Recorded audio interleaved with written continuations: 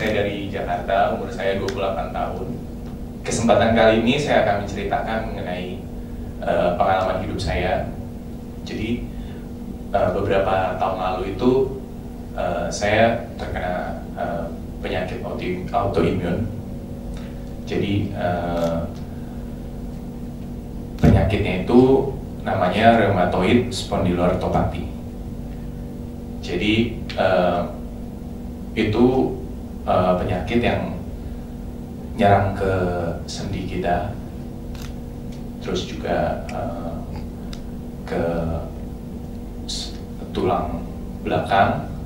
Jadi rasanya itu kayak ditusuk-tusuk gitu. Terus juga kalau misalkan tengah malam itu bisa demam, terus rasa yang muncul tuh sakit banget, luar biasa sakitnya. Jadi saya cerita sedikit kronologinya. Jadi saya ini orang yang cukup aktif. Jadi selama saya sekolah itu saya tuh hobi banget olahraga, yaitu basket ya. Jadi selama seminggu itu saya bisa ngabisin waktu saya basket itu dari 7 hari itu bisa 6 hari. Saya bisa saya kegiatan setiap hari saya itu ikut tim di sekolah, main di klub, main di daerah juga. Nah,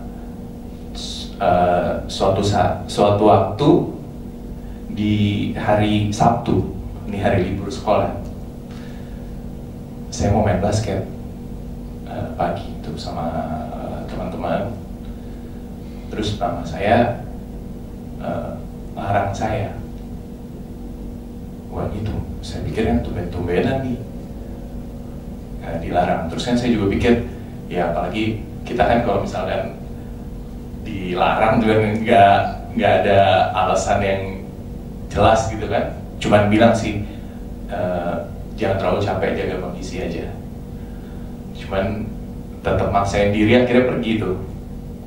Nah, pas lagi main lumayan merasa kok nih badan aneh ya rasanya, nggak kayak biasanya. Terus kayak sempet kayak sedikit gelap gitu. Terus saya pulang, nggak ada apa-apa. Cuman malamnya itu saya ngerasain sendi saya di ankle itu, di mata kaki ini tuh sakit gitu, bengkak. Terus mama saya pulang tuh kan pasti jatuh, pasti ankle gitu. Soalnya saya tuh sering banget karena sering tanding segala macam, juga sering banget tuh yang namanya ankle tuh sering banget. Akhirnya besok itu dibawa ke tukang urut tuh, sinsei gitu, tukang urut. Karena biasa ya, kalau misalkan kaki sakit tuh karena udah sering, jadi pasti bawa tuh ke tukang urut.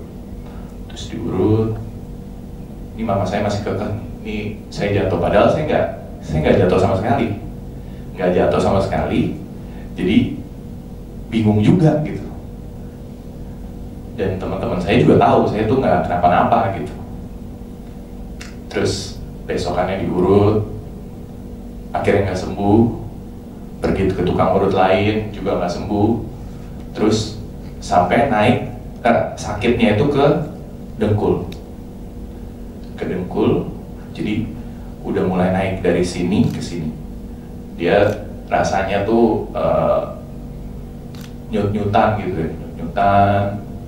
Terus singkat cerita tetap pergi ke beberapa tukang urut tuh nggak sembuh juga. Dan rasanya waduh, sakit banget kan di urut tuh, apalagi biasanya kalau yang ahli-ahli itu kan nekannya kenceng banget gitu. Nah, singkat cerita akhirnya naik lagi ke pinggang, terus naik lagi ke siku, bahu, dan pergelangan tangan nih. Nah ini berarti mama juga udah nyadarin kalau misalkan ini tuh bukan cedera gitu. Akhirnya bawalah ke dokter sendi, spesialis sendi. Ini dokter terkenal dan dia suruh aku, dia sih bilangnya, wah ini kena virus, coba cek darah gitu. Nah pas udah cek darah, dia juga kasih obat kayak jenis painkiller segala macem lah. Nah, akhirnya pas dicek darah, dia bilang hasilnya ini bagus, nggak ada kenapa-napa gitu. Nah dia cukup bingung juga sampai akhirnya dia ngereferensiin dokter lain. Nah terus kan pas akhirnya udah direferensiin, keluar deh tuh dari rumah sakit itu, di lobi ada yang negur, orang asing lah, karena dia ngelihat, oh ya, jadi saya itu kayak kehilangan power tenaga saya gitu di semua bagian sendi gitu, semua bagian badan yang ngakibatin tuh saya tuh seperti orang kayak lumpuh gitu, seperti kayak orang nggak punya tenaga. Jadi kalau misalkan duduk kita bisa bangun normal, kalau saya tuh nggak bisa. Terus juga semua sendi tuh kaku. Terus misalkan saya megang mic seperti ini, beberapa saat tangan saya ini kaku. Jadi saya harus turunin sendiri. Terus tangan saya juga rasanya tuh kaku deh. Nah, sampai di lobi itu orang ada yang bilang, Bu, anaknya rematik ya? Gitu. Nah, saya tuh kan udah biasa banget nih, jadi selama saya sakit itu saya tuh nggak punya tenaga, jadi jalan saya tuh saya paksain, yang sebenarnya udah ditawarin suruh pakai kursi roda atau tongkat gitu, cuman saya nggak mau gitu, karena saya ego saya tuh bilang kalau saya bukan, saya masih mampu gitu ya. Akhirnya saya jalan tuh juga seret-seret gitu, udah nggak ada tenaga lagi untuk ngangkat kaki saya, jadi udah benar-benar nggak bisa, bungkuk. Jadi perhatian orang-orang tuh udah pasti kalau ngelihat saya tuh pasti dia ngeliatin deh, udah pasti dari ujung sampai ujung juga dia pasti ngeliatin tuh, dia pasti ada juga di orang-orang asing yang negor gitu, sakit ini nih, cikungunya nih, asam urat nih. Jadi itu sih yang bikin saya tuh saat itu tuh down. Saya yang biasanya aktif gitu ya, tapi di suatu kondisi itu saya nggak berdaya gitu, nggak bisa ngapa-ngapain, jalan juga sulit gitu ya.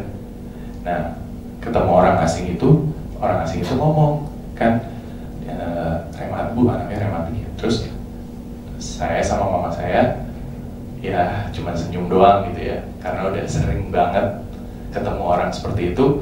Ini orang agak lumayan bawel, jadi dia kayak ngomong banyak lah, rematik nih ya, gini ya.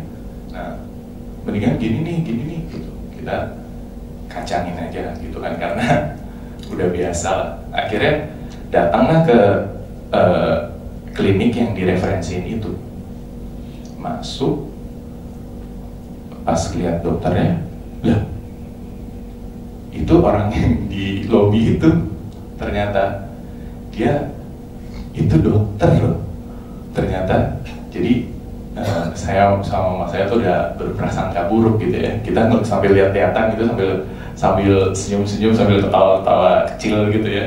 Ya dia cek dari hasil darah saya segala, akhirnya dia bilang kalau misalkan saya tuh terkena autoimun.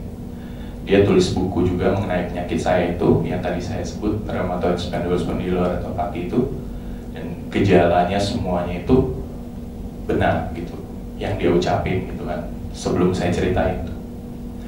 Akhirnya saya dikasih obat tuh sama dia, diinfus obat, dia tawarin ini obat dari Jerman. Akhirnya dia infus, pas pertama kali dia infus tuh, wah rasanya tuh benar-benar ini muncul gitu ya tenaganya. Akhirnya kedua kali juga infus, sembuh gitu. Saya balik lagi. Nah, yang saya mau ceritain itu mungkin bukan secara langsung meditasi menyembuhkan penyakit autoimun saya, tapi setelah saya mengikuti meditasi itu, saya mendapatkan pelajaran yang berharga, pengalaman yang berharga. Dokter itu tidak pernah bilang kalau saya sembuh. Jadi ada satu statement dia yang bikin saya tuh nggak tenang gitu. Dia bilang gini, penyakit autoimun ini tidak sembuh. Saya tidak bilang ini sembuh, tapi sewaktu-waktu kamu kambuh, kamu datang ke sini ya. Setelah itu tuh saya juga ngerasa kayak bahwa wah saya ini belum bisa dibilang kalau misalkan sembuh gitu kan. Biasa kita ke dokter kan, kalau dokter bilang oh dia sembuh ini kan kita tenang tuh ya. Tapi setelah itu saya ngerasa nggak tenang.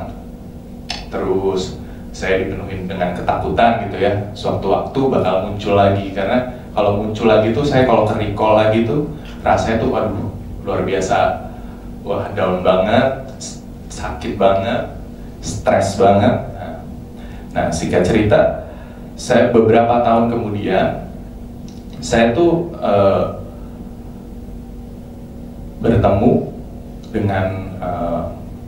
sempat bertemu dengan Pak Merte bersama dengan keluarga Alicia dan keluarganya. Nah akhirnya saya ketemu sama Pak Merte. Ini kita lagi bahas ngobrolin meditasi gitu ya. Kan saya nggak pernah meditasi, saya nggak tahu meditasi itu apa, dan clueless banget gitu ya. Saya nggak tahu seperti apa rasanya gitu. Nah, terus Pak Merte bilang, tenang aja, suatu saat Alvin ini pasti jadi murid saya gitu. Terus saya dalam hati, mungkin nih saya nggak bisa lah meditasi kayak gini. Saya orang yang nggak bisa diem, apa aja pengen ngomong gitu kan, duduk sebentar aja udah kesemutan, duduk sebentar aja udah gelisah, apalagi bersila bisa nggak nyaman banget tuh kan, kesemutan gitu. Nah mungkin 1 tahun kemudian saya ditawarkan oleh orang tua itu untuk ikut Tapa Brata gitu. Jadi sebelum ini saya udah pernah ikut 1 kali dan ini yang kedua kali. Nah yang pertama itu saya benar-benar, waduh, ini banget ya, takut banget nih, waduh, nggak bisa komunikasi, handphone dikumpulin, semuanya dikumpulin, nggak boleh ngomong. Terus juga yang paling saya ingin takut tuh duduk diam bersila gitu ya. Akhirnya saya ikutin prosesnya. Motivasi saya itu awalnya itu saya pengen hilangin rasa takut saya, rasa yang kata dokter itu kalau misalkan saya tuh bakal penyakit ini tuh nggak sembuh secara total gitu. Akhirnya saya ketemu Pak Merte juga sampein ke saya bahwa memang penyakit ini tuh masih ada gitu di dalam tubuh saya gitu. Cuman saya di sini mendapatkan pelajaran berharga bahwa satu ya memang tubuh kita ini berkondisi gitu. Kita berubah. Saya yang dulu aktif ya saya harus menerima bahwa saya memang punya keterbatasan, dan saya juga di sini setelah ketemu Pak Merte dikasih arahan gitu ya bahwa hidup ini ya anicca gitu. Jadi saya merasakan bahwa saya ini bisa lebih siap jika sewaktu-waktu penyakit itu akan muncul lagi. Jadi saya lebih memiliki mental yang lebih kuat, kebijaksanaan untuk menerima segala sesuatu yang berubah ini gitu. Itu aja sih dari saya buat semua teman-teman. Buat yang mungkin sedang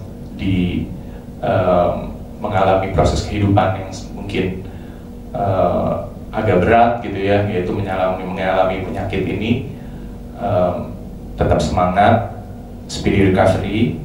Terus juga buat teman-teman yang sehat tapi punya berkesempatan untuk mengikuti acara ini, meditasi ini, kalian orang-orang yang sangat beruntung gitu. Jadi terima kasih untuk Pak Merte dan tim Bali Usada.